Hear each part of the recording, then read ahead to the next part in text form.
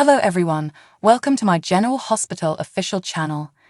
I hope everyone is having a wonderful day. Before we begin, please hit the subscribe button and give this video a thumbs up. The General Hospital's spoilers for Thursday, September 22, include some exciting occurrences in Port Charles. It's time to dig right in. Eddie, Maine is straining to finish a song at the Q House when Brooke Lynn Quartermain enters the room. She tells him about a meeting she had with Blaze to become the singer's music manager, which appears to be very promising. Eddie notes that Marshall Ashford called him for a concert at the Savoy tonight, but he can't seem to finish the song he agreed to sing. Brooke Lynn tells Eddie not to rush the process and to consider doing some covers, which would be safer. He asks whether she'll come see him, and she says sure, but adds that there's someone else he should invite to the gig. Eddie leaves to do some inviting, and Brooke Lynn phones Blaze to say she's looking forward to their meeting. Olivia Falconeri is at her desk at Metro Court when Anna Devane arrives. Anna stops by to talk to Olivia about the Metro Court surveillance and discovers that this is the first time Olivia has heard of her hotel room break-in. She observes, rather skeptically, that Nina Reeves generally tells her of this type of information. Anna asks whether she can check into the film now because when Valentine Cassadine looked into it, the video was missing. Olivia agrees completely. She explains that the Metro Court has a cutting-edge technology that only Nina and she have access to. All video material is kept for 3 years before being erased. However, when Olivia tries to locate the film, she discovers that the videos have been destroyed. Anna claims that whomever deleted the footage performed a skilled job. Olivia contacts Nina to ask about Anna's break-in and the missing tape, but Nina brushes her off, stating they can talk about it when she gets to the office.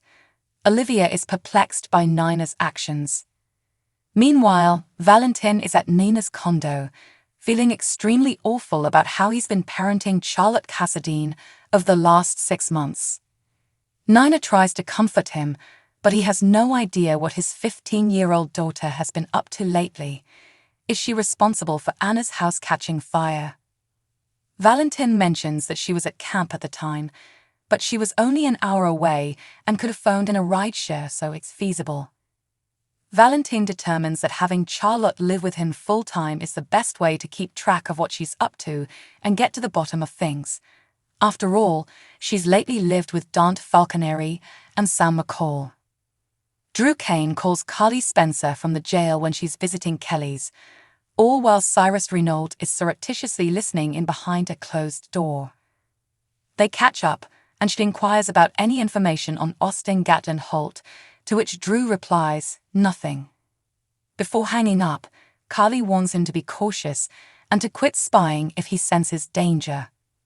Of course, he hands up the phone, and the guard he sought for information from approaches Drew and says he knows who Dr. Austin recently saw. The guard explains that he came to see a prisoner called Bobby Lennon. Drew challenges the information he's been handed, but the guard claims to have obtained it from the warden's right hand. After his talk with Drew, Cyrus sneaks by and remarks, "Good work," and that his son will be well taken care of now, a far better reward than some internship at Aurora. Cyrus ultimately catches up to Drew and him a warning. Cyrus informs Drew that the warden is up for a career promotion and does not want any shenanigans to take place. Drew suspects him when he says Drew should prepare for a probable lockdown. Across town, Robert Scorpio, Tristan Rogers, and Diane Miller meet for breakfast for personal and business reasons. They flirt briefly before Robert mentions that he's done some research on Drew's judge and thinks that he has some information that can help.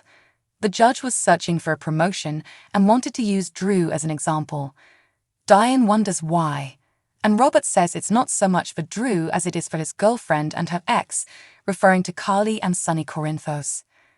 Diane is overjoyed at the news, but before the two can celebrate, Anna arrives into the restaurant and Robert quickly claims he needs to end their breakfast.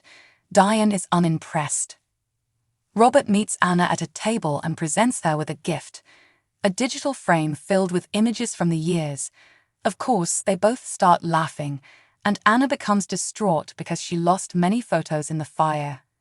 Diane is so irritated by Anna and Robert's banter that she leaves the restaurant, rather disturbed that the two are together. Willow Corinthos returns to work as a nurse at the hospital after being absent due to illness. Of course, Sam walks out of the elevator chatting to Dante, and both realize they need a copy of Sasha Gilmore's toxicology report from the day she stabbed Cody Bell to help support their case against Gladys Corbin and Dr. Montag. The PCPD is taking its time on this, and Sasha is running out of time. Sam has an idea after catching a sight of Willow while at the nurse's station. She asks Willow if she'd be willing to acquire her a copy of the report, and she doesn't hesitate to comply. Willow looks it up on the hospital computer, takes a picture, and emails it to Sam, who then gives it to Dante. According to the report, she was given a medication that when combined with her antidepressants could cause hallucinations. Sam believes it is an excellent start toward bringing Dr. Montag down. Concerning Dante, Valentine pays a visit to the PCPD to inform him that he is resuming full-time custody of Charlotte. The encounter is uncomfortable, but he thanks him and Sam for watching over Charlotte. Nina walks into Kelly's with Charlotte, and Carly greets them. Well, Charlotte, anyhow. Carly asks Charlotte whether she wants her regular order, and she excitedly answers yes to French toast. Charlotte explains that she frequently visits Kelly's with Jake Spencer, and Lena recalls all the times Charlotte mentioned Jake in her office yesterday. She looks on apprehensive. During a conversation, Carly stated how much Charlotte reminds her of Lulu Spencer at that age. She also tells Charlotte that, while she is a Cassadine, she is also a Spencer. During their breakfast, Nina mentions Lulu, and Charlotte says she misses her. She's delighted to be moving back in with her papa full-time, as it will help, but Charlotte's tone shifts slightly when it's revealed that Anna will also be living with them. Diane walks into Kelly's and gives Carly the good news. Robert supplied some interesting material that will aid them in their appeal case to get Drew out of prison. Back at the Metro Court headquarters, Olivia is furious at the surveillance business that organizes their video recordings. She mentions that the Metro Court pays them a lot of money, and it appears that Olivia is not going to let this lost footage go. Eddie enters her office timidly. Amid her ranting and her demeanor softens. She hands up the phone, and he informs her about the Savoy gig he has. Olivia runs into his arms to congratulate him, and they look into each other's eyes for a time before breaking apart before they can kiss. So what do you guys think about this update? Let me know in the comments below. And if you like my videos, please press like and subscribe for more. I'll see you guys next time.